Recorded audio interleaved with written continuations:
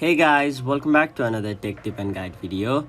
In today's video, I'll show you how you can enable dark mode on Snapchat.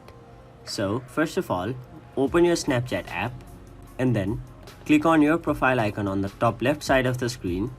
And now click on the gear icon on the top right corner of the screen. Now scroll down and there you can see an option named App Appearance. So tap on it and now it will provide you three options.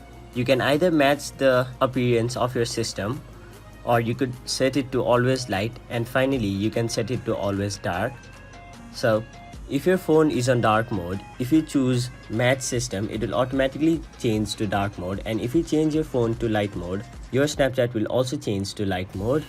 But for now, we'll simply select always dark, and now your Snapchat will always be on dark mode until you turn it off or change it.